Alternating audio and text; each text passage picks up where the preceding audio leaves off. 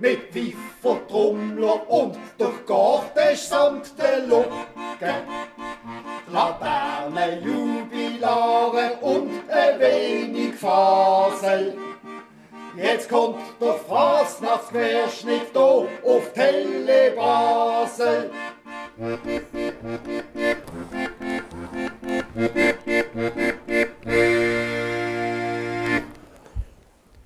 Herzlich willkommen zum Fasnachtsquerschnitt hier auf Tele Basel. Wir zeigen Ihnen heute spannende und emotionale Geschichten rund um die Fasnacht 2023. Unter anderem begleiten wir die Rätz-Clique, die in diesem Jahr 100 Jahre alt wird. Und nicht nur die feiern Geburtstag, sondern auch ein Marsch, den jede Fasnächtlerin und jeder Fasnächtler kennt. Sie, liebe Zuschauerinnen und Zuschauer, werden wahrscheinlich auch das Sujet von der alten Garde von der Seibi wieder erkennen. Das haben sie nämlich schon einmal an einer Fasnacht ausgespielt. Was da genau dahinter steckt, sehen Sie jetzt. Viel Spaß!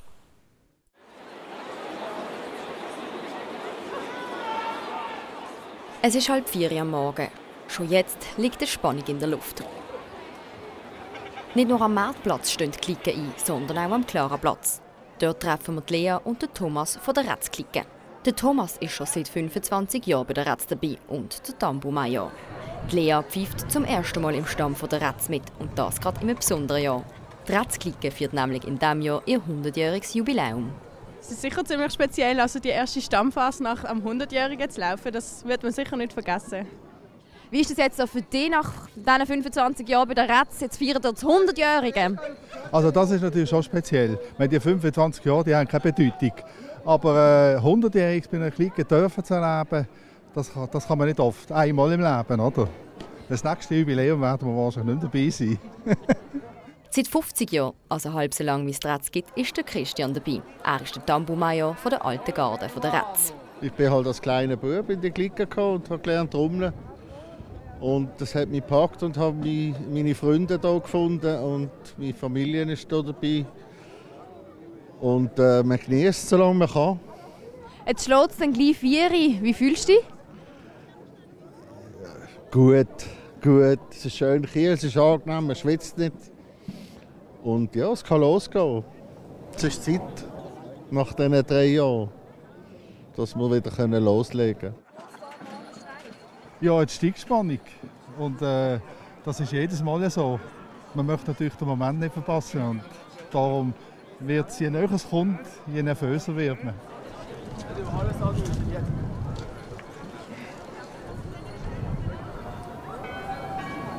Aufpassen! Achtung! Morgenstreich! Vorwärts! Marsch!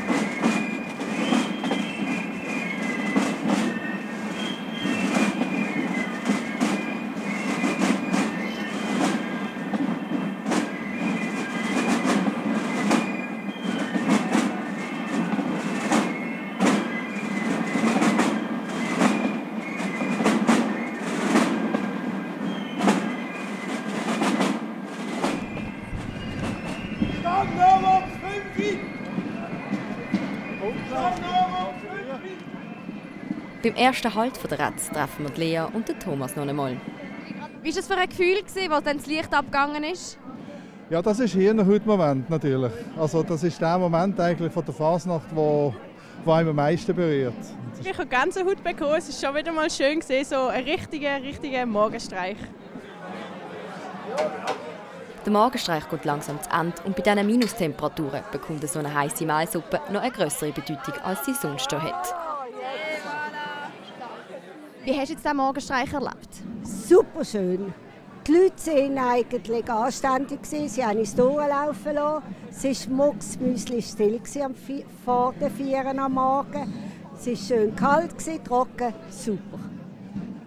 Wie war das auch für dich? Für mich ist es unglaublich. Ich habe jetzt 4 Jahre keinen Morgenstreich mehr gemacht, pausiert.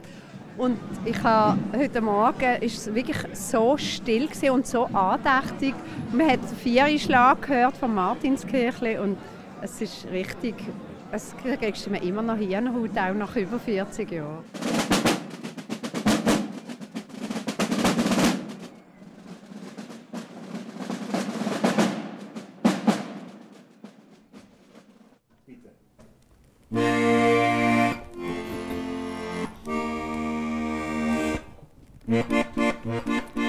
Vor 100 Jahren herrscht in der Stadt ein Riesengeschwätz. Man diskutiert in Gässli, Strassen und auf Platz. Was ist passiert, geht echt in Basel etwas Letz. Hey nein, was die Leute bewegt, ist die Gründung von der Retz. Wir sind noch einmal am Klaraplatz. Da unten dran ist die Retzstadt. Es ist ein geschichtsträchtiger Ort und das nicht nur für die Retzklicken.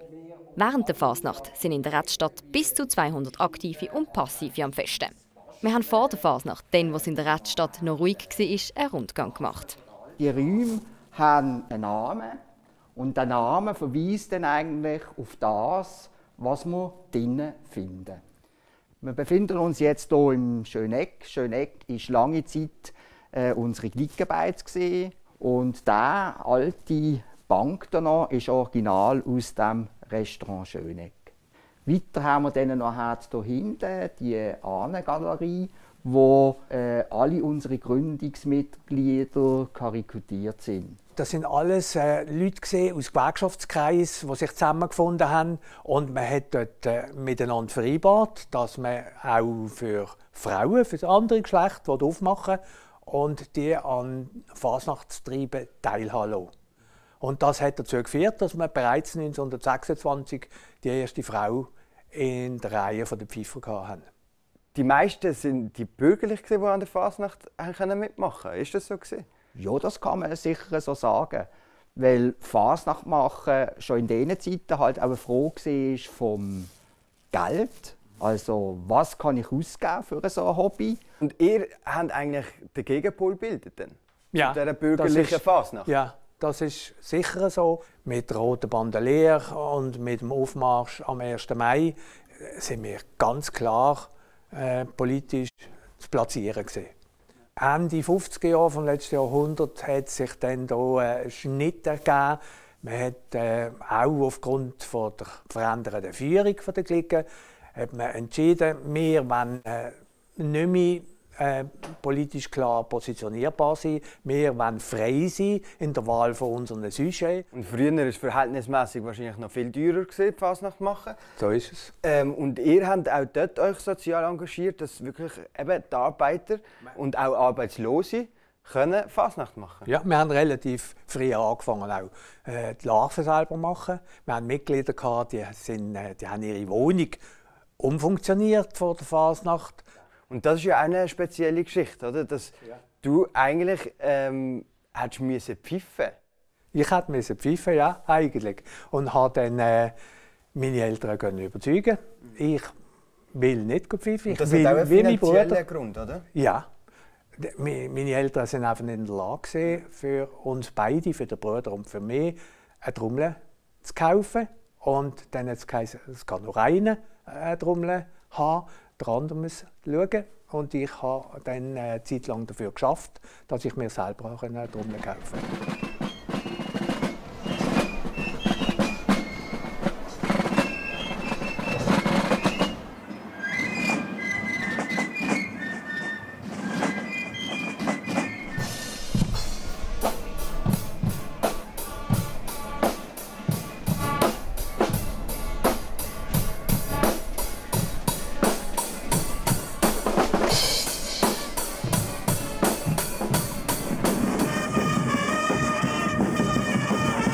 Freitagnachmittag können nach 3 Jahren endlich wieder die Wagenklicken mit ihren Wagen auf die Strasse. So auch die Trauracher-Ruchen. Lange Zeit war ein Piratenschiff eingelagert. Vor rund 3 Jahren haben die Trauracher-Ruchen das Schiff gebaut. Es war aber nie auf der Strasse. Heute ist der Tag. Wie fühlt ihr euch? Ja, wir sind wahnsinnig nervös. Ich muss sagen, nervös wie bei der ersten Fasnacht. Oder? Es ist so ein bisschen wie so, fast ein bisschen jungfräulich. Oder? Aber ja, es ist ein ganz spezielles Gefühl. Wir freuen uns mega. Die Nervosität ist hoch. Wieso habt ihr euch für ein Piratenschiff entschieden? Vor 3 Jahren? Ja, vor 3 Jahren. Gute Frage. Wir wissen es gar nicht so genau. Es ist länger her. Schiff bietet sich ein bisschen an von der Form. Ein Piratenschiff ist etwas Tolles. Wir hatten ein anderes Sujet damals. Mehr so ein bisschen wegen dem Segel, wegen Strom oder Energieverbrauch. Oder? Greta Thunberg haben wir ausspielen. Heute nicht mehr so präsent. Piratenschiff zieht immer. Oder? Die Leute finden es toll, die Kinder finden es toll. Und von dem her haben wir das beibehalten. Und haben gefunden, wir reißen es nicht ab, sondern optimieren es noch. Und die haben es zu einem kleinen Schmuckstück noch umgeschaltet.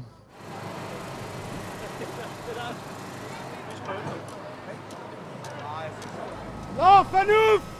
Viel Spaß, Buben! Viel Spaß, Jungs!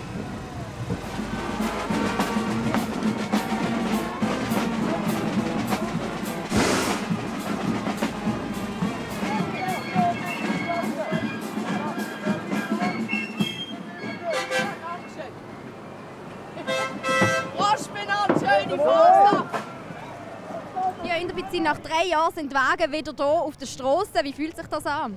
Es ist ein ganz besonderes Gefühl. Ich war auch ein bisschen nervös vorher. Aber es ist so toll, dass es endlich wieder stattfinden kann. Und ich glaube, die Leute haben Freude, die Fasnachtlerinnen und Fasnachtler haben Freude und wir sind auch sehr erfreut, dass wir das endlich wieder dürfen. Nicht nur der Komitee-Obfrau haben die Wege an der Fasnacht gefehlt, sondern auch die Zuschauer am Gartisch. Ja, es passt dazu. Es ist speziell, ja. Nein, es gefällt mir gut. Jedes Jahr wieder. Und es war jetzt Zeit, jetzt wieder angefangen. Es berührt das Herz, dass es endlich wieder ist. Ja. Hey, es ist Hammer. Ich habe es richtig vermisst und es ist einfach schön, dass es wieder richtig stattfindet. Yeah. Ja, es ist mega. Du einfach merkst, es ist ein anderes Gefühl jetzt. Die Leute haben auch immer mehr Freude an das Gefühl. Ja, sensationell. Gefällt mir sehr gut. Es hat ein bisschen wenig Leute, weil es so kalt ist. Aber sonst ist alles perfekt. Ja. Was hat dir jetzt am besten gefallen? Ja, vor allem Trommel und Pfeifer und die Laterne. Wunderschön. Ich glaube, wir sind es alle immer noch am Genießen. Wir haben Gänsehaut und wenn es so weitergeht, wird es eine wunderschöne Phase. Wie ist es jetzt nach 3 Jahren wieder auf dem Wagen zu stehen? Es ist einfach geil. Ja. Für uns vor allem Wägeler, die letztes Jahr nicht können, wo sie so eine halbpatzige Phase gemacht haben, ist für uns auch wirklich voll geil. Also, das Wetter macht mit, die Leute sind wirklich da und machen mit und es geht nichts Besseres für uns.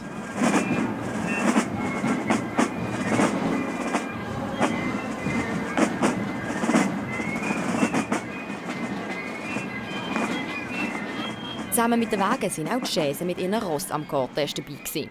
Und auch in diesem Jahr ist sie wieder da. Diskussion um die Ross an der Fasnacht.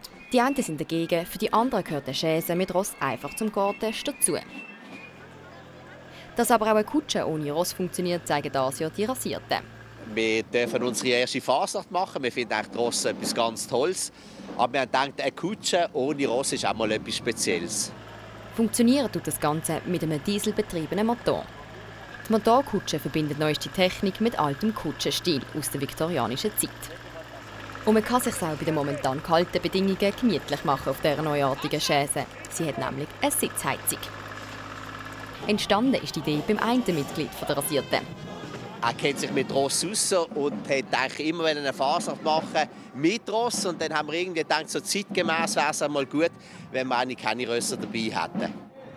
Noch immer mit Ross unterwegs ist die Kleinbasler Sumpfdohle. Sie sind eine von insgesamt 6 Chaisen an der Fasnacht. Die Diskussion um die Ross an der Fasnacht haben sie in den letzten Jahren besonders zu spüren bekommen.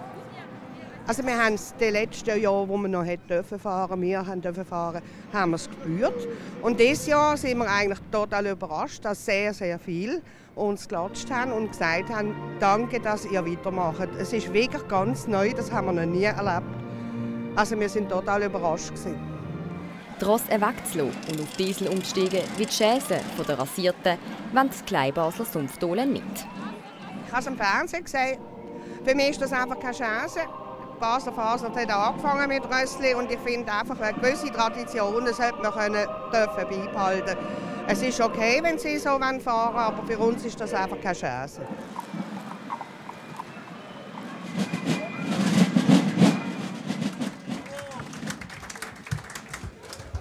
Salut miteinander!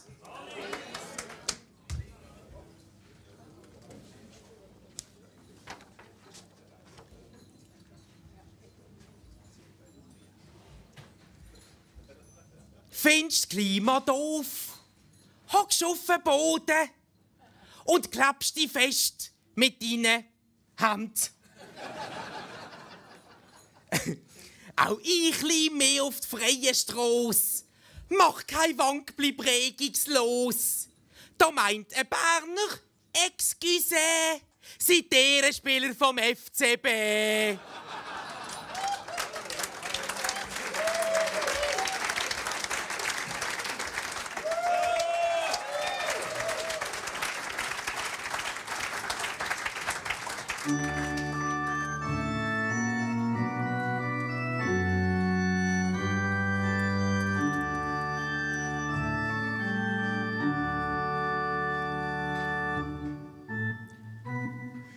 Beschlossen ist jetzt netto null Klimastrategie. Und bis das umgesetzt wird, wird Greta auch schon 60 sein. Jeder gibt sein Bestes, doch schon jetzt kannst du deutlich sehen.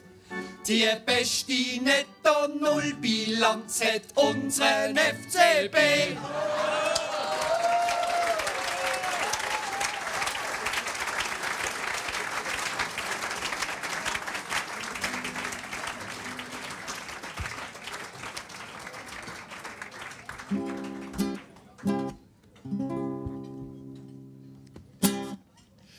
Seit 50 Jahren sind wir in Trauer und der beste Troubadour. Wir haben uns gefragt, was er zur WM gesungen hat.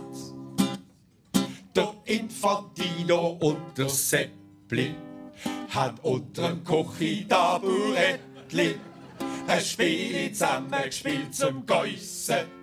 Wer kauft die WM, hat das geheissen. Der Sidi Abdelassar von El Hamma, der kauft sich schnell eine WM im Pyjama. Die ganze Welt soll kommen, Hauptsache hetero. Bis 60 Grad shooten wird der Hammer.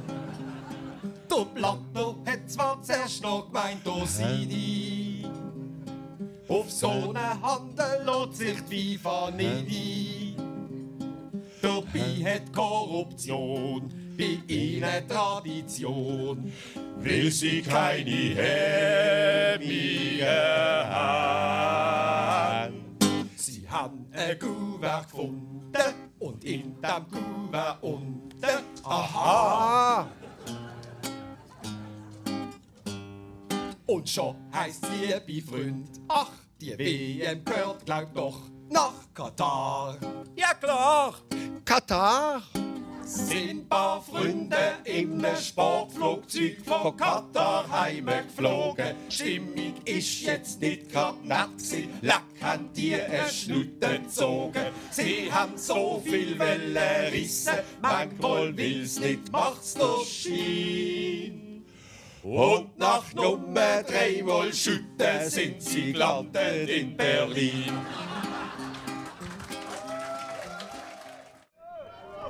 Gerade mehrere Klicken feiern in diesem Jahr ihr 100-jähriges Jubiläum. Die AGB, die Marktplatzklicken und die Rätz treffen sich darum jetzt zu einer gemeinsamen Runde, zum sogenannten Monsterumzug. Es ist natürlich einmal eine neue Erfahrung, die man nicht jedes Jahr hat. Vor allen Dingen auch zu schauen, wie passt das zusammen. Sicher sind es die gleichen Märsche, die wir machen werden, aber wie denn das schlussendlich passt, das wissen wir jetzt beide noch nicht, aber das kommt schon gut. Wie ist denn die Idee zustande gekommen, dass ihr drei das zusammen macht? Ja, das war so eine sogenannte Bieridee, oder?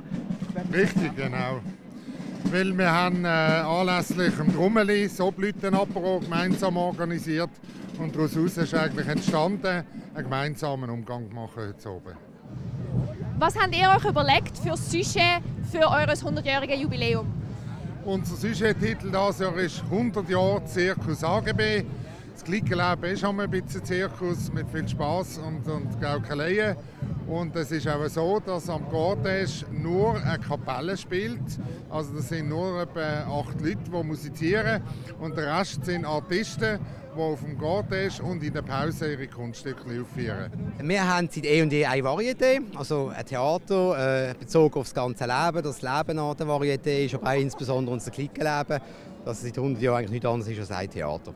Wir feiern eigentlich 100 Jahre Rätz, aber nicht in einem so traditionellen Zug, sondern wir haben das verpackt in eine Farbe, und zwar in die grüne Farbe. Das zeichnet einerseits die Patina von diesen 100 Jahren aus, zeigt aber auch vom Wachstum, wie es weitergehen, wie dann nachher die Rätzklicken die nächsten 100 Jahre bestreiten.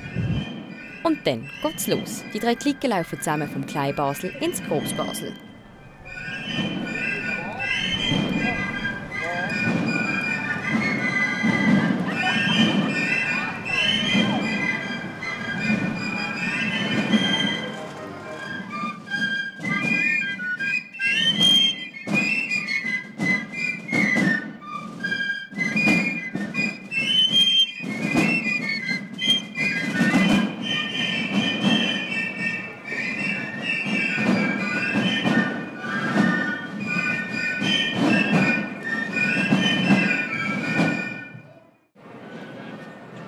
Es ist Montag oben und der erste Fasnachtstag geht langsam zu Ende. Wie hast du den ersten Fasnachtstag gefunden? Spannend und ich war aber auch ein bisschen müde. Bist du am Morgenstreich? Ja. Wie hat dir das gefallen? Erzähl mal. Mega cool habe ich es gefunden.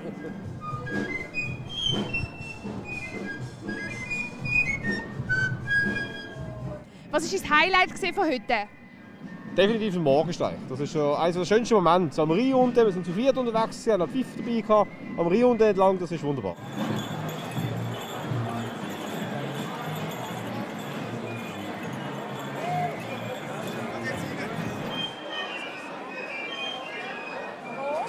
Es ist unglaublich schön, durch die Gasse zu laufen, den Trommler, den Pfeifen zuzuhören, in den Keller runter zu gehen, Schnitzelbank hören.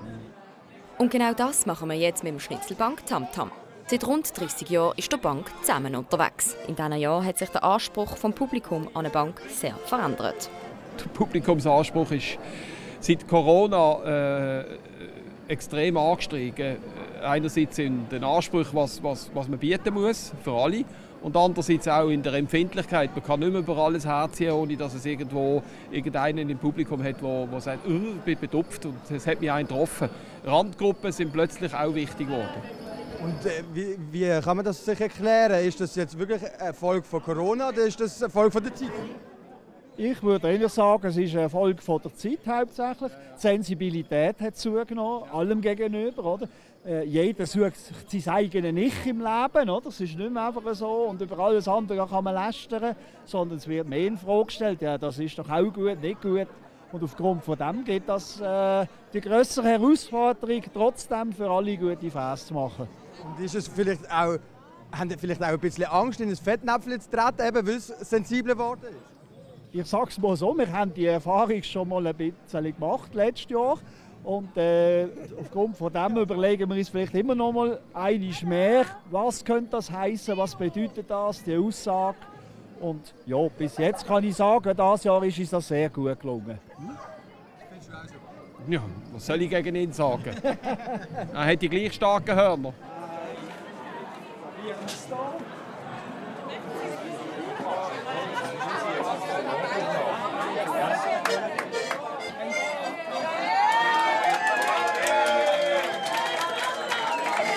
Salut zusammen!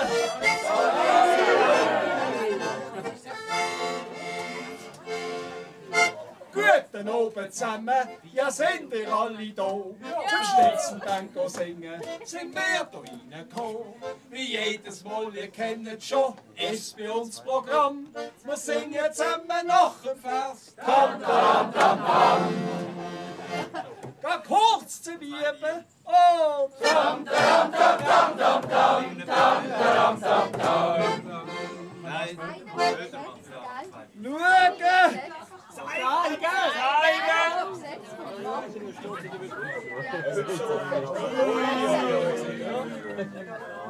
Wenn er so hat, machst du nicht Mühe!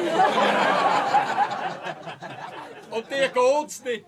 Keine Details. Für die Nacht zahlt eine 1000 Steine. Der Hype ist riesengroß. Sie schläft an der 8 im Fenster an der Feldbergstrasse. Ich has besser. Wie meinst du das? Ich komm nicht mit raus. Meine Frau zahlt mir 5 Lappen, wenn ich im Garten pfuß.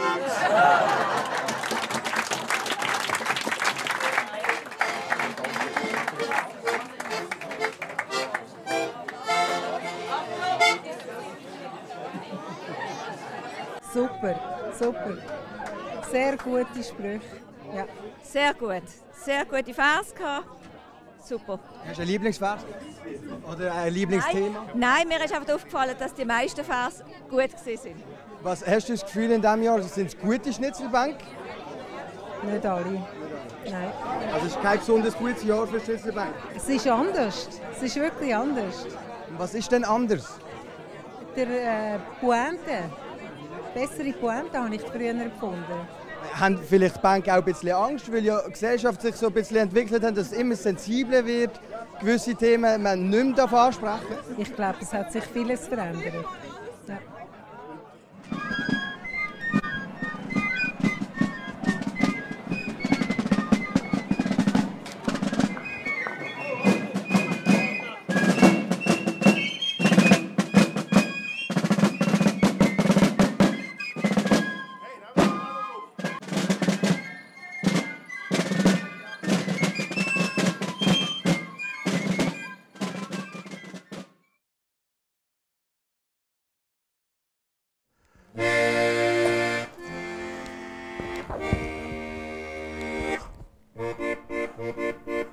Es sagt der Albert Rösti, sparet Energie.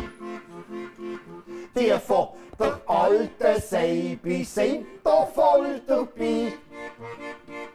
Wir haben den Kerl gefragt, wie gehst du am besten vor? Wir nehmen das gleiche Süsche wie vor 40 Jahren.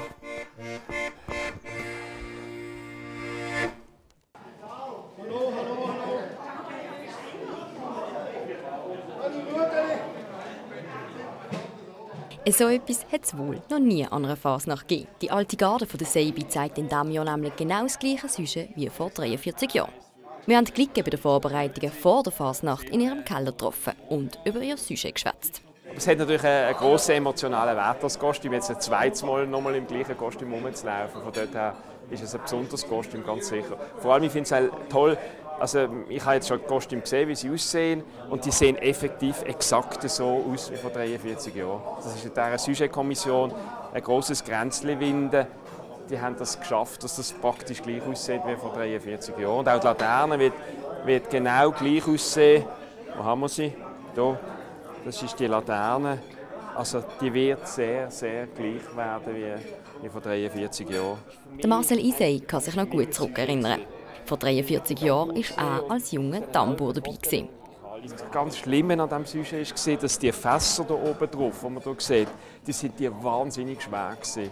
Und hier an der Perücke sind noch so Kabel gehangen, so Kabel von elektrischen Anschlüssen. Und das hat die Larven noch mal schwerer gemacht. Und an dieser Faser hat es dann auch so saumässig gewindet. Und auf der Wettsteinbrücke hat sie alle davon gewindet. Fast. Am Ende der Faser waren wir bei der mittleren Brücke und ganz viele Tamburen waren wirklich müde und haben das Fass genommen, von der Larve gerissen und in den Rhein geschossen. Also es hat ganz viele Fässer. An diesem Mittwoch oder Donnerstag am Morgen sind noch ganz viele Fässer drin abgeschwommen von der Seibi. Das ist diesmal anders. Die Clique hat die Larven zwar originalgetreu, aber mit wesentlich leichteren Materialien nachgebaut. Dass das Sujet Jahrzehnte später nochmal 1:1 gebracht wird, freut der Hampe Horstmann. Er war dort zumal Sujet-Obmann. Ja, das ist eigentlich ein Stück wie der Nähe, dass man das genommen hat. Ich bin gerade verschrocken, als sie mich angefragt haben. Haben sie gesagt, hast du etwas dagegen? Ich habe gesagt, nein, ich bin dafür. Ich habe ja das auch anhören über Jahre, wegen den Fässern. Oder? Was hast du anhören? Ja, wie schwer das ist eine Tortur und alles Mögliche. Oder? Wie es halt so war. Hast du noch daheim? Nein, aber ich bin einer der wenigen, der es getragen hat bis am Donnerstagmorgen um 4 Uhr. Hey, ja, es ist ja, man kann ja nicht so das eigene Zeug fortschießen, oder? Und auch der Zedel aus den Federn vom Stümpi Graf ist genau der gleiche wie im Jahr 1980. Das Thema Energie hat sowohl dazumal wie heute die Leute beschäftigt. Wenn du da lesest, oder? Wenn du das Jahr nicht wüsstest, hast du das Gefühl, das passt genau in die jetzige Zeit. Es stimmt so genau. Ich nehme an, das wird vielleicht bei gewissen Leuten noch oder aha und ist das möglich auslösen. Wir hoffen es wenigstens. Und auch wenn praktisch alles genau gleich ist wie vor 43 Jahren, ist die Umsetzung des Sujets sehr aufwendig. Wir hatten die Idee schon gehabt, nicht? Aber wir haben natürlich alles nachgebaut und also die Kostüme nachgenäht. Und das ist nicht ganz einfach. Die Stecker, die wir dort hatten, vor 43 Jahren, das gibt es heute nicht mehr. Oder? Das ist Historie. Und das dann nachzumachen, das war noch tricky. Also wir haben dann, zum Glück gibt es Internet und Google, nicht, haben wir das müssen suchen. Und wir haben fast alles gefunden. Ob sich in diesem Jahr alle mit dem Kostüm und den Larven anfreunden können, sehen Sie später im Querschnitt. Wir treffen nämlich die alte Garde der Seibi am Fasnachtsmittwoch zum Fazit. Auch mit dem Thema Energie befasst haben sich die Maulwürfe in ihrem Schnitzelbank. Hast früher noch in der Badwanne der Föhn blöd gehen lassen? Hat's gefrünkelt, geschraucht und geschmürzelt und bist auf einen Friedhof gekommen. Heute spürst du nur noch ein wohliges Kribbeln dank der Mangellage. Doch Vorsicht, wenn dann die Rechnung kommt, weil dann trifft dich der Schlag.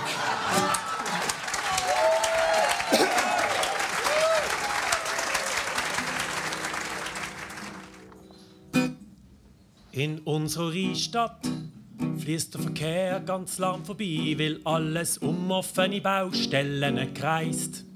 Willst dich bewegen, steigst ins grüne Tramli ein und mit bisschen Glück bist bis daheim nicht entgleist. Auch mit dem Velo kommt man leicht von A nach B, sieht die im Fahrverbot eine Schuko-Formation. Dann kommst du ins Gefängnis. Das wär ja irgendwie okay, weil dort gibt's Damenbesuch und Koks an Diskretion. In Basel leben bringt dir Ruhe, weil jede zweite Beiz macht zu. Basel wird seinem Ruf als Schlafstadt gerecht, weil langsam bauen die noch nicht schlecht. 30er-Zone, dort will ich wohnen.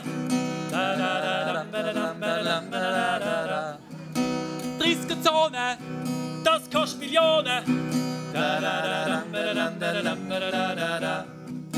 30er-Zone, schürt Aggressionen. 30er-Zone, nur oben ohne. Die Weltstadt Basel ist der Hit, als jeder Binis wohnen will. Nimm's gemütlich, das ist doch voll okay. Das scheint auch das Motto zu sein vom FCB. Salut zusammen! Salut miteinander!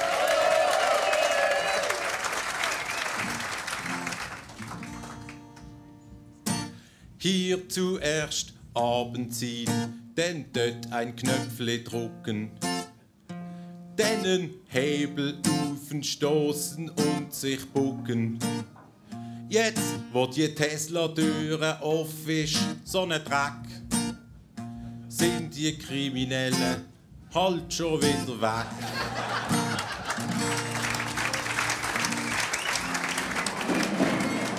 Es ist der Fasnachtsdienstag und neben den Kindern sind heute auch Politikerinnen und Politiker unterwegs.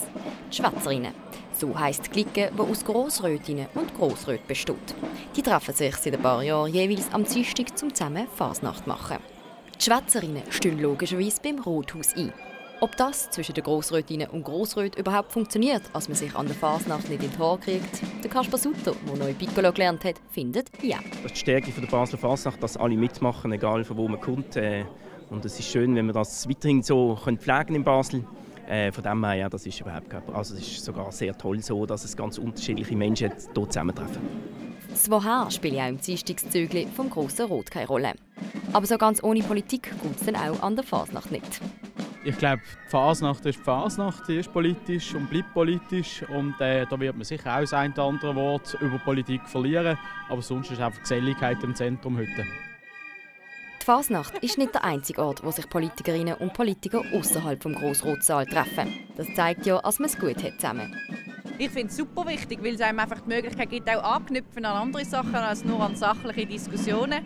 Und wir müssen uns ja zusammen finden, um einen Kompromiss zu schaffen, der dann möglichst der Bevölkerung entspricht. Und darum brauchen wir das dringend. Und Politik soll auch jetzt Spass machen, oder? Das ist auch wichtig, auch nach einer Grossratssitzung. Da kann man sich im Rothaus aufs Dach geben. Nachher kann man hinsitzen und ein Bier trinken. Wir treffen uns auch zu oben irgendwie nach den Sitzungen noch, auch überparteilich. Und das ist für mich sehr wichtig, auch zum Rückenbauen. Und die Politik, die soll auch Spass machen. Apropos, wer trinkt eigentlich an der Fasnacht mehr Alkohol? Eher Linke oder Bürgerliche? Das ist schwierig zu sagen, ich glaube alle gleich viel. Es hat überall die Exponenten, die Kamillentee trinken und die anderen, die eher beim Bier sind. Und du bist eher beim Bier, ja? Definitiv. Die Linken sind schon gut vertreten, auch beim Alkoholtrinken. Ich weiß nicht, ob das für uns spricht oder dagegen. Es ist Fasnacht, oder? Das kann man nicht warten. Trotz dem ein oder anderen Apero, der bei den Schwätzerinnen auf dem Programm gestanden ist, hat es am Schluss keinen Streit gegeben zwischen den Fraktionen. Aber der ein oder andere Seitenhieb haben sich die Grossrätinnen und Grossräte dann doch nicht nehmen lassen, verratet Katrin Aliot.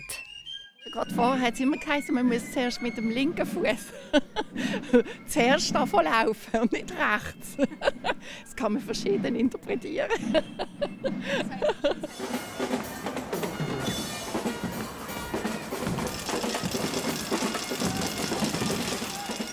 Von Stopfen bis hin zum Täfeli verteilen. Wir wollen von den Pinkies wissen, was ihnen an der Fasnacht am meisten Spass macht. Dass ich mit meinen Kollegen spielen und Kolleginnen und dass Pfeifen sehr Spass macht, dass man pfeifen kann. Und das, was gehst du heute? Als Ueli. Dass man mit den Freunden in der Clique sein und ja. Und in welcher Clique bist du? Barbara Club. Dass man Leute stoppen kann und dass man Süßigkeiten bekommt. Das Fazit ist einfach. Stopfen und Sachen verschenken oder anderen anwerfen macht den Pinkies genauso viel Spass wie es Verkleiden. Habe ich Frosch gekauft. Und dann? Dann haben wir Seife gemacht und haben wir ihn eingeschaltet. Super. Und was hast du da innen? Da innen. Da? Was ist da? Da innen. Ein Räppli. Räppli? Ja. Da tun wir verteilen. Ich liebe so Phasen, Zeug rausschießen und noch Waggis. Willst du auch etwas sagen? Nicht? Ich habe gerne ein Wolle-Kostüm, dass man so viel Spass haben kann. Und was gefällt dir? Süßigkeiten? Das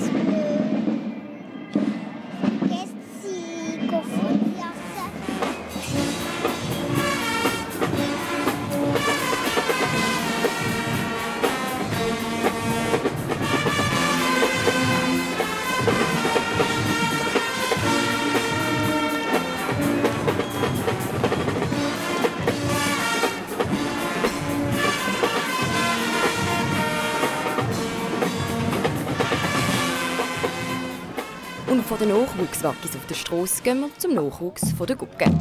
Die Guggenmüsli haben vor rund 5 Jahren eine Nachwuchsabteilung gegründet. Dort dabei sind Pinkies zwischen 8 und 18 Jahren.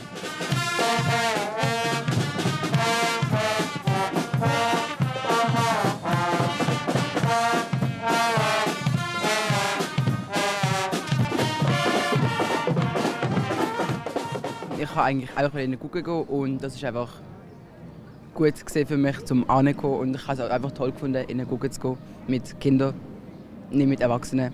Und sie haben gerade perfekt aufgemacht, also haben sie eröffnet, wo ich gehen wollte. Okay.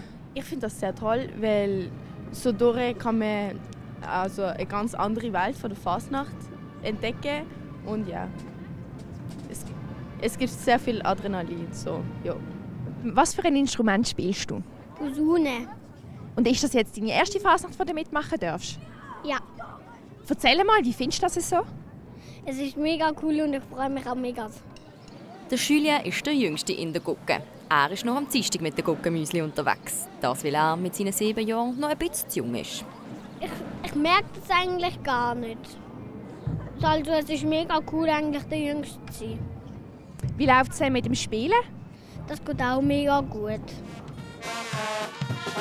Die Jüngsten ganz gross. Merken tut man während dem Spielen nicht, dass der Julien erst 7 Jahre alt ist und noch nicht ganz so erfahren wie die älteren Guckenmitglieder. Die Kinder waren so gebannt auf jeden Anlass, ob jetzt das eben das Lafri ist oder Allschwil vor Fasnacht.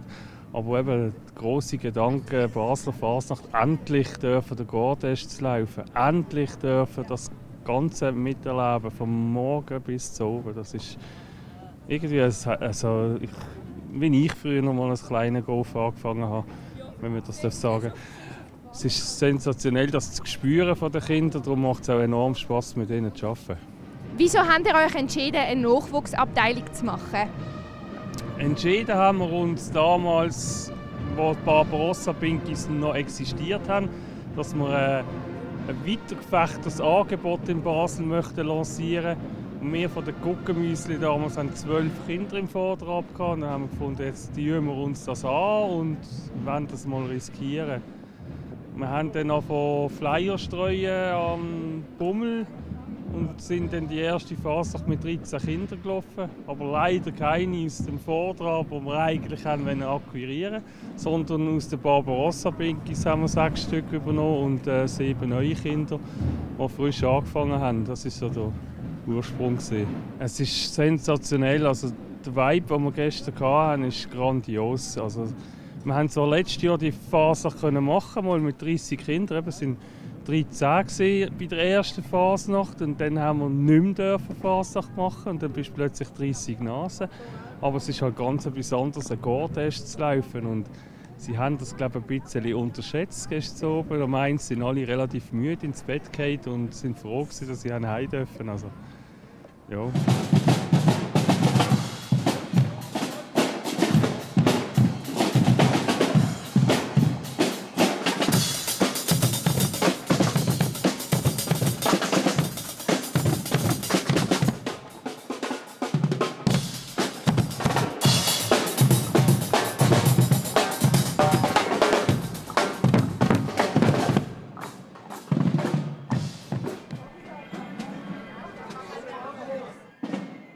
Es ist Fasnachtsdienstag und hier gehört natürlich die Laternenausstellung auf dem Münsterplatz dazu. Neben mir ist Mimi, die Laternenkünstlerin. Mimi, mir ist aufgefallen, dass extrem viel oder alles mehr Laternen blottet sind und nicht mehr so viel gemalt.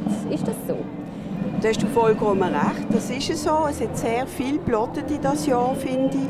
Ich finde es aber auch interessant, wie sie blottet haben. Also es gibt die einen, die zeichnen noch und malen und die das vergrößern und plotten lassen. Und es gibt die anderen, die dann einfach eine Collage machen mit Fotos oder sie machen es sogar zum Sujet, dass man jetzt plottet. Ich möchte vielleicht noch etwas anmerken. Und zwar sind wir ein paar Laternenmaler, die ja noch von Hand malen. Und wir haben ein kleines Logo gemacht, damit man das auch sieht. Und es hat noch eine andere Laternengruppierung, die sogar eine kleine Rosette gemacht hat, damit man sieht, das ist jetzt noch eine gemalte Laterne. Magst du uns das mal zeigen, so ein Beispiel? Ja, wir haben zum Beispiel jetzt bei dieser Laterne haben wir hier ein Logo. Der ILMV, handgemalt, internationale Laternenmalerverein. Das ist eine Gruppe von 7 Laternenmaler und Malerinnen. Das ist ganz herzig. Also wir stehen dazu, dass wir handmalen und wir wollen auch schauen, dass die Tradition nicht verloren geht. Hast du das Gefühl, dass das Handgemalene verloren geht, weil es vielleicht einfach aufwendiger ist oder weil man es nicht mehr so macht? Oder? Es ist natürlich aufwendiger. Wir malen quasi einen Monat dran. inklusive Laternenentwürfe. Und so eine Plotte, die braucht auch Zeit, wenn man sie sorgfältig macht. Ich zeige euch gerade eine. Ja. Hier haben wir gerade eine. Also da sieht man jetzt, dass da auch ein Illustrator oder ein Laternenmaler, kann auch Grafiker sein, was auch immer, der hat zuerst eine Skizze gemacht, der hat sie gemalt und hat sie dann plottet und aufgezogen. Also für mich persönlich habe ich nichts gegen plottete Laternen, aber die Tiefe fehlt. Ja. Und der Malstil kommt vielleicht noch besser raus. Und auch wenn sie beleuchtet ist, ist es auch intensiver. Obwohl jetzt die plotteten Laternen auch auf Laternenstoff printet werden. Das ist jetzt auch neu, das eben rausdüfteln. Und wenn wir jetzt gerade mal so den Vergleich haben von einer, die vielleicht gerade handgemahlen ist, hast du da gerade eine gesehen, die wir anschauen könnten? Jawohl. Wo man die Tiefe dann auch sieht? Hier sieht man jetzt eine, die wirklich sehr schön handgemalt ist. Auch mit Struktur drin. Man hat verschiedene Ebenen. Du siehst die Flächen, du siehst, wie er drüber gezeichnet hat, gemalt hat. Also sehr schön. Das ist noch richtiges traditionelles Handwerk. Aber warum gehen denn so viele Klicken auf das Plotten und nicht aufs Malen? Da müssen wir eigentlich Klicken fragen. Also es gibt sicher Klicken, die finden das toll.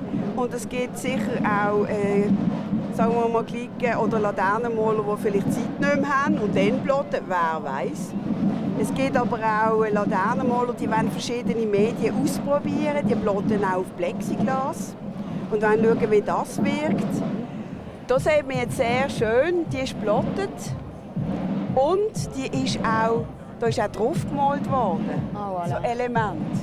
Ja. Und die wirkt aber auch flach, aber sehr schön gemacht mit Rasterpunkten. Und die müsst ihr dann anschauen, wenn es dunkel ist. Das ist jetzt auch ein Laternenmaler, einer von denen, der eine schöne Rosette machen lassen hat. Ist jetzt das erste Jahr, wo das so gekennzeichnet wird? In dieser Art, ja. Die Fasnachtslaterne ist von Hand gemalt. Ich glaube, es ist auch eine gewisse Angst da, dass das verloren geht. Ja. Aber es gibt zum Glück noch viele Klicken, die das schätzen, dass man malt. Ja. Die Angst war auch schon mal da bei den Larven. Früher hat es ja nur kaschierte Larven gegeben und jetzt hat es schon lange tiefgezogene Larven. In allen Varianten und eben auch Angst gehabt, dass es verloren geht. Und man sagt ja, es wird irgendwann einmal Larven aus dem 3D-Drucker geben. Genau. Das kann ja der Laterne nicht passieren, oder? Das würde ich nicht behaupten. Lassen wir uns mal überraschen, was die Zukunft bringt. Genau. Was hast du das Gefühl, wenn du so ein bisschen in die Zukunft schaust? Wo geht das Ganze an? Du, ich glaube, die ganze Fasnacht entwickelt sich auch mit der Weltgeschichte. Es gibt immer Veränderungen, Entwicklungen und die kann man auch nicht aufhalten. Aber man darf einfach die Tradition, den Ursprung nicht vergessen, habe ich das Gefühl.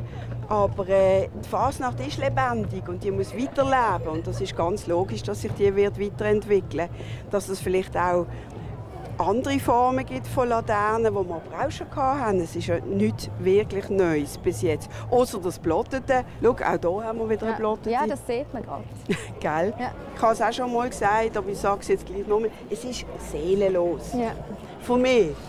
Es hat einfach nicht nur keine Tiefe, sondern du gehst ja auch etwas von dir her. Oder wenn du dich mit einer Laterne auseinandersetzt, dann malst, dann leidest, dann zweifelst. Und das spürst du auch. Ich bin jetzt wirklich alle anschauen. Und das ist, glaube ich, die einzige Laterne von 2020, die jetzt erst läuft. Und was ich auch noch spannend finde, hier kannst du die Schrift lesen und die Wände. Und auf der anderen Seite ist sie auch aufgeräumt. Und jetzt schauen wir doch in die Lampen rein. Das dürfen wir sonst ja eigentlich das nicht. Dürfen wir nicht, nein. Aber wir machen es jetzt. Wenn das Fernsehen da ist, dürfen wir genau. Ich hoffe, die Clique nimmt es mir nicht übel. Jetzt musst du mal hier rüberkommen. Schau, jetzt hier innen siehst du Schrift. Die haben irgendeine Botschaft reingeschrieben hier mit grossen Buchstaben und die können wir dann, oder können ihr dann hoffentlich zu oben sehen.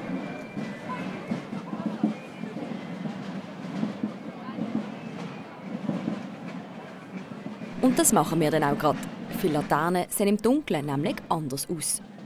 So auch die von der Oniva. Am Tag war das noch die Mona Lisa.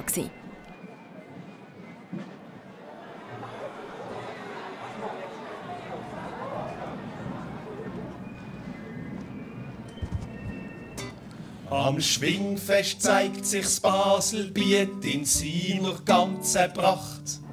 Rote Krise, gute Lüne, Meitli in der Tracht.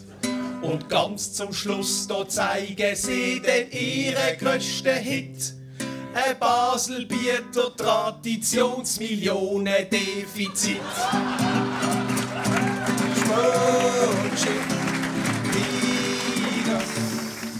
Und angesichts der nach Prüfung durch wird Firma in vertreten durch per genehmigt und Abschlussposition. Das ist dem Donald Trump seine ganze Steuerdeklaration.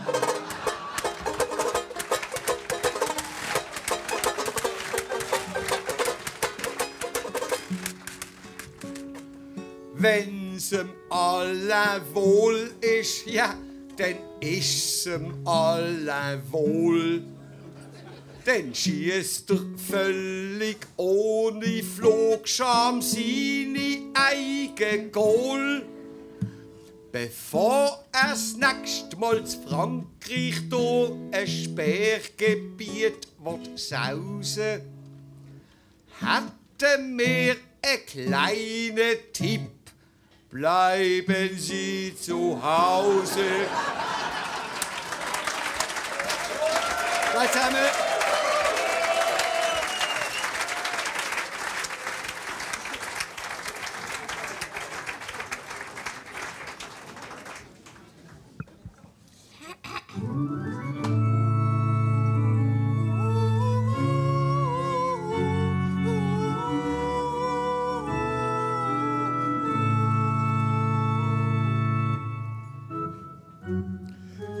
Anzug, Rolex, Goldschmuck, das ist alles nicht modern.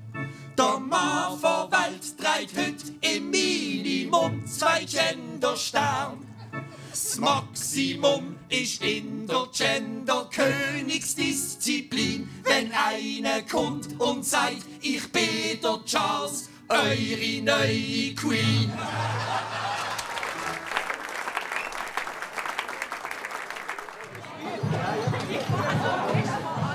Es ist Dienstag oben und wir gehen noch einmal zu unseren Jubilaren, der Rätz-Clique. Von der jungen Garde bis zur alten. Die ganze Clique läuft heute oben Charivari vom Klaraplatz aus los. Ein besonderes Erlebnis ist das vor allem für die Jüngsten. Ja, wir gehen alle in dem Kostüm, wo wir wollen gehen, und wir haben es toll zusammen. Ja. Es ist sehr besonders, wenn wir am Oben alle zusammenlaufen, weil wir den Tag durch alle etwas anderes machen und uns dann am Oben wieder treffen. Was ist bis jetzt euch ein Highlight von dieser Fasnacht? Es ist so gesehen, bei der Mittleren Brücke, bei unserem Zookostüm, sind uns jedes Mal die Hüte weggeflogen. Und dann habe ich so lachen, dass ich vergessen, dass ich mich völlig rausgeflogen bin, was das Trommel anbelangt hat.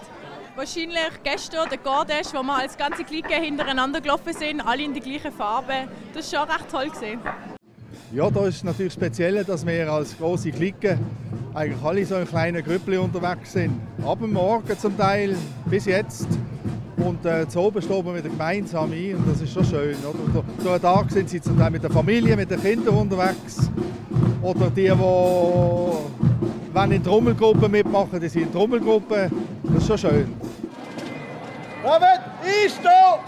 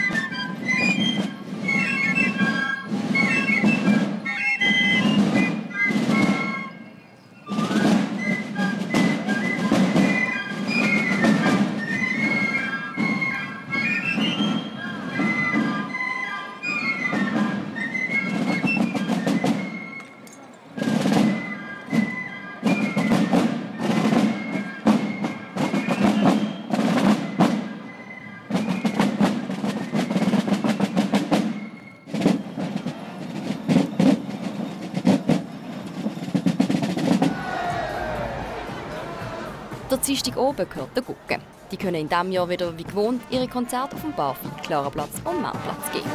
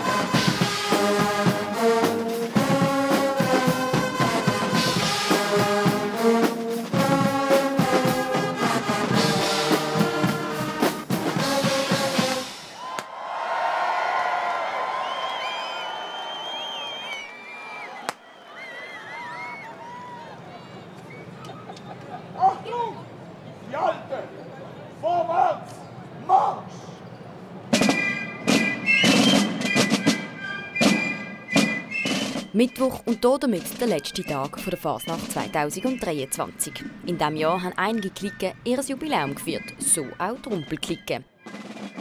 Und auch das Komitee gratuliert zum Geburtstag. Die Rumpelklicke ist eine der ältesten Fasnachtsklicken zu Basel und hat schon einen Haufen Fasnachtlerinnen und Fasnachtler gesehen kommen und gehen. Es ist grossartig, aber ich kann natürlich garantieren, dass ich nicht einer der Gründungsmitglieder bin von dieser Clique, sondern dass da noch andere zwischen ihnen.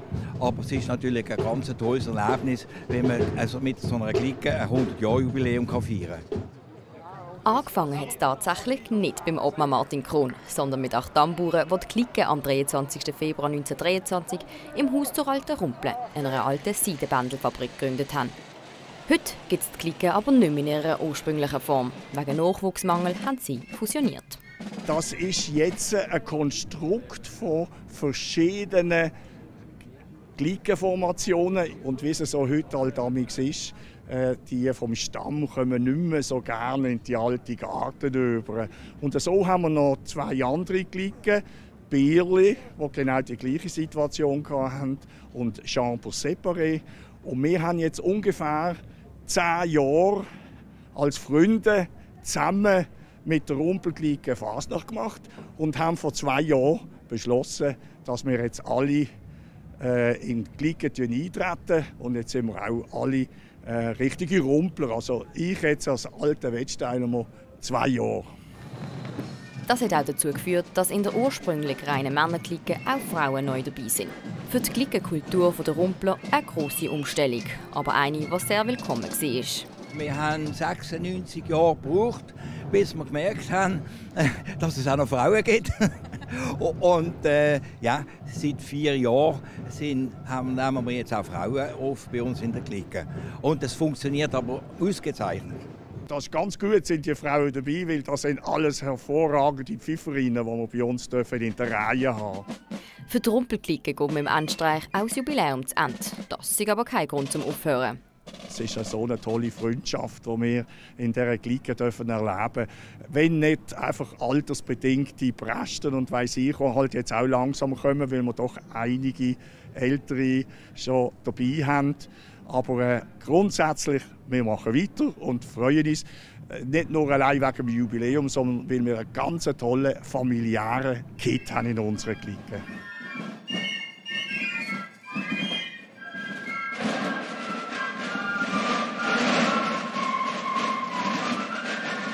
Von der Rumpelklicke zum Marsch, der genau gleich alt ist, der Wettsteinmarsch.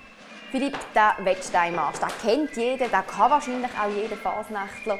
Der ist aber nicht für die Fasnacht komponiert worden. Für was ist er denn komponiert worden? Ja, der ist ursprünglich eigentlich für so ein sogenanntes Festspiel komponiert worden. Das ist ein Jubiläum von Riechen und Basel. Man hat irgendwie gefeiert 400 Jahre Riechen und Basel und hat auch Musik geschrieben und ein ganzes Theater rundherum gebaut. Und dann ist eben der Wettsteinmarsch Teil von dieser Theateraufführung, also ein Musikdrama, kann man sagen. Wie ist es denn dazu gekommen, dass die Fasnachtler den immer an der Fasnacht spielen? Es scheint, dass der sehr beliebt war. Der ist kaum draussen in der Zeitung abgedruckt worden und man hat dann schon bald einmal Arrangements von dem gemacht. Also der Hermann Sutter, der Komponist, hat selber ein Arrangement geschrieben für Pfiffer und Trommler. Und dann ist das irgendwie vom Fritz Berger dann eben da ein Trommeltext dazu geschrieben worden. Und von Karl Schell ist dann ein Arrangement gemacht worden für Pfifferinnen und Pfiffer und Trommler.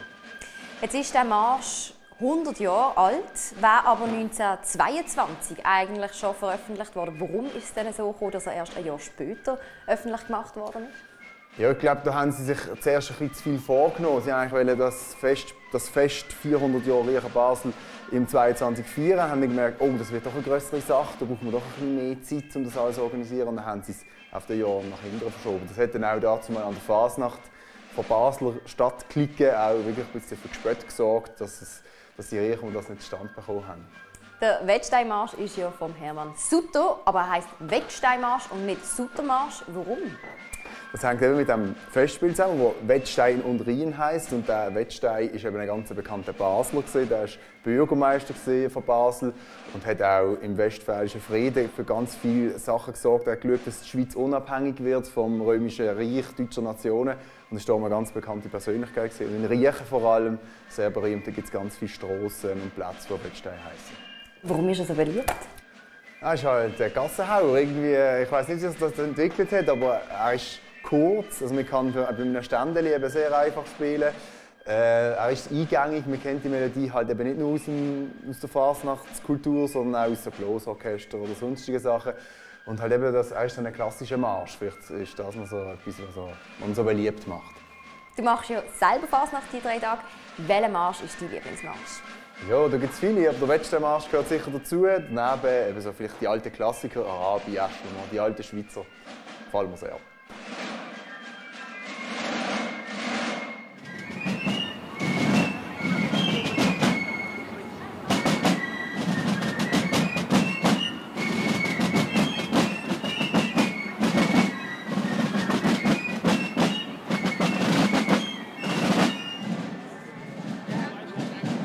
Wir treffen noch einmal die alte Garde von der Seibi. Und jetzt wollen wir es wissen. Hat sich die Clique mit dem Kostüm mittlerweile anfreunden? Also ich muss ehrlicherweise sagen, das ist eine wunderbare Larve. Wir werden zwar nie grosse Freunde werden miteinander, aber vom Gewicht her ist es überhaupt kein Problem. Also meine Seite ist es so, ich werde ganz sicher nicht in den Rhein fallen dieses Jahr. Aber ja, nein, es ist kein Problem, die Larve. Ja. Ich habe ja die erste nicht miterlebt, weil ich dort im Dienst war. Und ich kann gar nicht beurteilen, ob das schwer ist oder nicht. Aber ich gehe den Kopf trotzdem fort. Jetzt habt ihr das Sujet nochmal gezeigt. Wie waren die Reaktionen? Eigentlich gut. Also wenn man den Leuten das erklärt hat, was wir hier machen, dann haben sie gestaunt, dass das Sujet nach 43 Jahren wieder so aktuell sein kann. Das Thema kann ja immer mal wieder kommen, aber das Faszinierende ist einfach der Zettel, den der Stümpi geschrieben hat. Der ist 1:1, passt in die heutige Zeit. Und ja, ich glaube, es ist mutig, so eine Idee umsetzen. Und vielleicht hat der eine oder andere eine Freundschaft schließen jetzt mit diesem Sujet, auch wenn der Marcel den Kopf nachher geht. Ich behalte ihn, glaube auch nicht.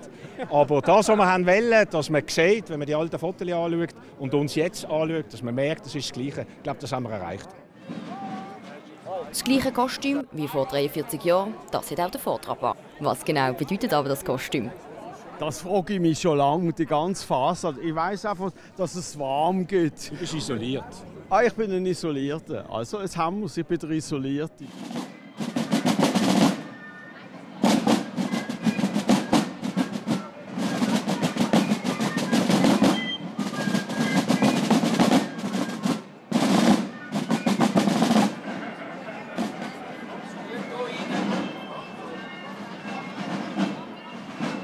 Von der alten Garde zum Stamm der Seibi.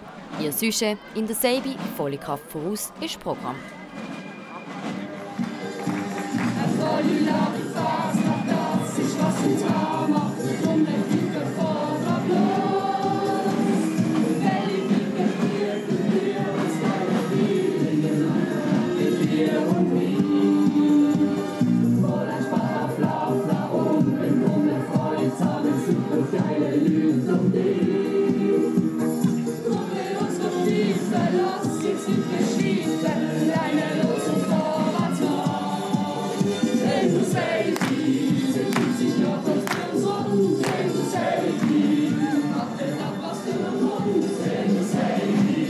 In der Navy oder eben in der Seibi. Der Text und auch der Tanz dazu hat Seibi selber konzipiert und einstudiert. Immer wieder singt und tanzt Clique zu ihrem Lied. Auch während dem Cortège. Das ist vor allem für den Tambour-Major nicht immer ganz so einfach. Ja, ich glaube, die Hauptschwierigkeit ist, dass wir die anderen nicht blockieren, wenn wir hier tanzen auf dem Cortège. Es gibt immer wieder mal Stau. Und das ein bisschen koordinieren, dass wir das zackig machen, das Tanzen, dann rechtzeitig ansagen und dann gehen, sodass wirklich die anderen eigentlich in Frieden gelassen werden. Mittwoch mögt ihr noch singen und tanzen? Ja, du hörst an unseren Stimmen, singen vielleicht nicht mehr so, aber tanzen auf jeden Fall noch natürlich. Bis am 4 Uhr morgen Vollgas.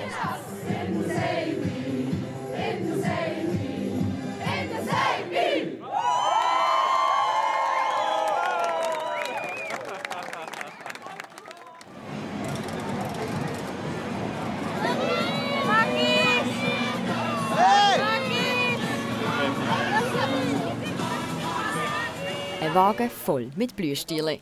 Mit dem war die Vogesenruche am Mittwochnachmittag unterwegs. Stefan, ihr tut jetzt hier gerade Blühstierle vorbereiten. Warum habt ihr so viele Blühstierle auf eurem Wagen? Also wir haben 1000 Blühstierle mitgenommen, weil es ist mehr als 1000 Tage her, seit Fasnacht war. Es gibt Haufen Kinder, die gar nicht wissen, was ist ein Wackis. Die Kinder sind vielleicht 6, 7 Jahre alt und wir wollen ihnen zeigen, Wackis sind böse und Liebe. Jetzt haben wir 3 Jahre lang keinen Gortest gehabt. 3 Jahre lang hat man praktisch keine Wackis gesehen an der Fasnacht. Hast du das Gefühl gehabt, jetzt während diesen 3 Tagen, dass die Kinder mehr Angst haben? Wir haben gewusst, sie sind ein bisschen schüch gesehen, haben nicht recht gewusst, was passiert da mit mir. Wir sind auch bei den kleinen Kindern ein bisschen vorsichtig gewesen mit Räppchen werfen. Wir haben wirklich da etwas Gutes überbringen, dass der Funke, der Fasnachtsfunke wieder rüberspringt auf unsere Jugend. Du bist der Dienstälteste und du bist der Obmann. Jetzt habt ihr hier die Blühstierle-Aktion gestartet. Wie findest du das? Ich finde es sensationell, weil letztes Jahr mit der Wägeli-Parade die leuchtenden Kinder auf dem Marktplatz haben mich so fasziniert. Alles kommen endlich wieder Wackis. Wir haben gefunden, das müssen wir jetzt noch steigern mit dieser Aktion, als die Kinderaugen noch mehr leuchten können und die Kinder noch mehr Freude haben. Woher haben ihr jetzt die Blühstierle? Ja, da haben wir immer ein bisschen im Internet geschaut. Und zwischen Queen haben wir noch Quellen, wo wir sonst säckweise bekommen. Da können wir immer schauen. Das Jahr durch halt Ideen schon sammeln. Wer kriegt denn die Blühstierle? Also, wir haben während dem ganzen Gortest etwa 100 goldene Tickets verteilt.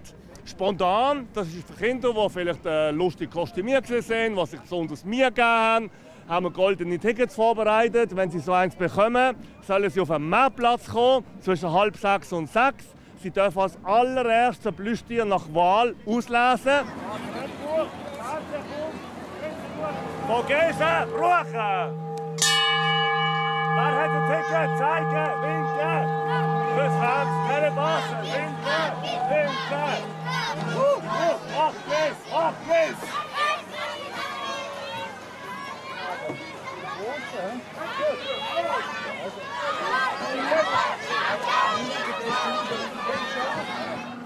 Und von der Räppli-Dusche gehen wir zum Kohlmanns. Auch hier geht es ums Duschen.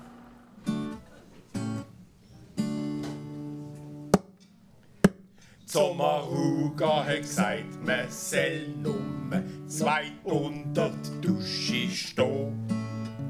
Das Licht abmachen und husch, ab in die Federn gehen. Heizung zurück, Fenster zu, reduzieren durch das Thema Leute. Machen's wie der FCB, die sparen Energie beim Schutten. Zum unsere Work-Life-Balance wieder neu können richten, die wir nur noch 38 Stunden pro Woche zusammen dichten. Und Feierabend! Salut zusammen!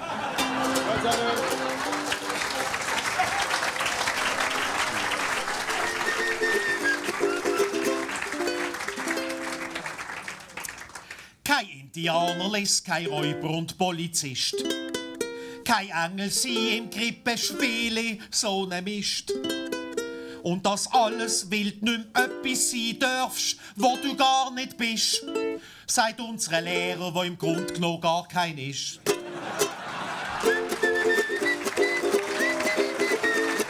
Wir haben das getestet, um es auch einmal zu erleben.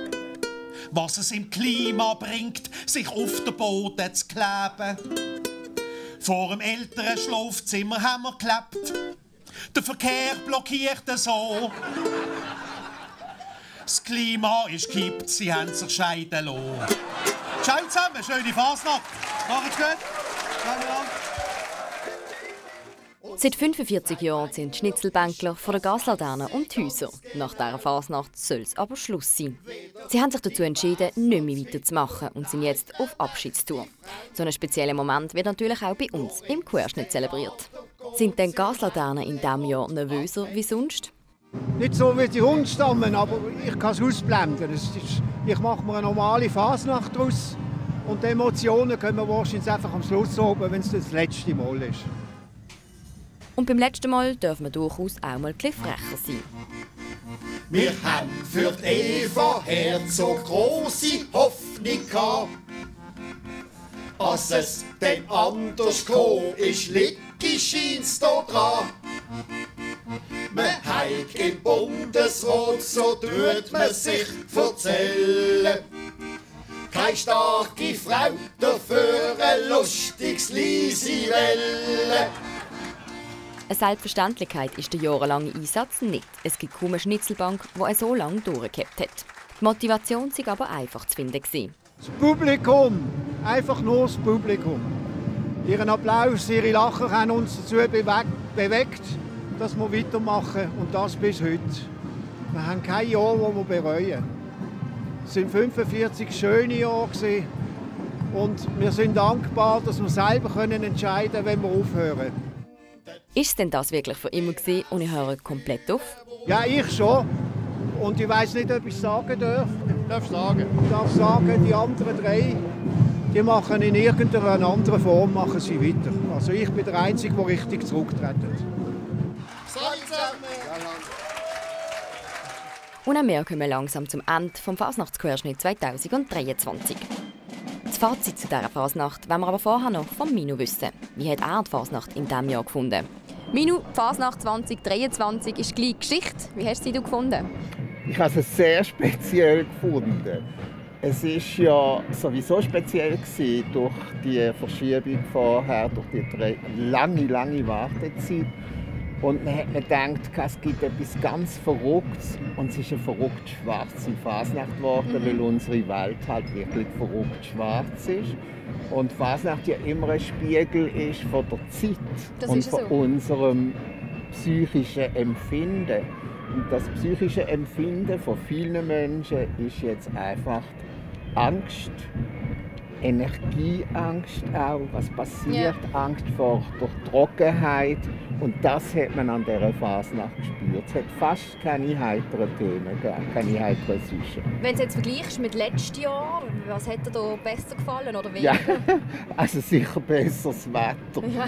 Also da haben wir die Arschkarte gezogen, das Jahr macht aber nichts. Wir nehmen es, wie es ist, Basel nehmen das. Das letzte Jahr ist einfach, habe ich die Idee gehabt, sind alle da geblieben, die haben wollen, wirklich haben wollen. Und dieses Jahr sind natürlich auch wahnsinnig viele Zuschauer gekommen. Die haben mir mal überlegt, das könnte auch sein, weil es in den Skiort praktisch keinen Schnee hat. Also sind sie halt wieder an die Fasnacht gekommen. Also wir sind ja überrennt worden. Der Morgenstreich, als ich hier vom Hotel weg bin, ins Kleinbasel, da sind Schlangen von Leuten sind durchgekommen. Sie waren so verrückt. Insofern war sie anders. Sie hat das letzte Jahr natürlich noch den Vorteil gehabt, dass man nicht Cortège laufen musste. Das ist etwas, was immer ein Handicap ist und was allen aufstößt. Aber es gibt keine Lösung. Also man muss immer wieder überlegen, ob es etwas Neues gibt. Aber solange so viele Leute, 11'000 aktiv am Cortège mitmachen, ist es praktisch nicht möglich, es anders zu gestalten. Du hast schon gesagt, jetzt haben wir wieder einen Cortège gehabt. Wie hat man das gespürt, dass die Wägeler endlich wieder haben dürfen? Also an den Wägeler habe ich es wirklich sehr stark gespürt, schon vorher. Ich bin die Laternen anschauen vorher in der Mustermesse in der Halle und da hat es ja viele Wägeler gehabt. Und du hast gesehen, mit was für einem Feuer die da dran gegangen sind. Und dann habe ich wieder gefunden, es ist eigentlich etwas Tolles, so ein Wagen. Und wenn du dann gesehen hast, wie Kinder wieder happy waren, das ist auch sehr wichtig. Die Wagen sind halt einfach für Kinder wichtig. Das ist der Einstieg von Migrantenkindern zur Fasnacht. Es ist aber auch der Einstieg von Baselkindern zur Fasnacht. Also ist es wichtig. Wenn du die Fasnacht 2023 könntest in 3 Worten beschreiben, welche würdest du nehmen? Schwarz, aber wunderbar.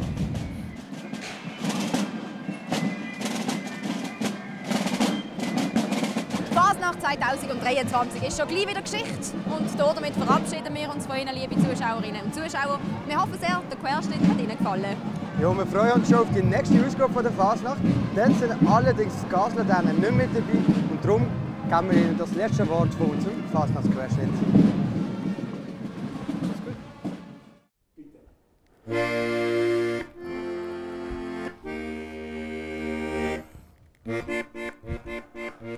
Liebe Damen, liebe Herren und divers, Wir kommen jetzt zu unserem allerletzten Vers.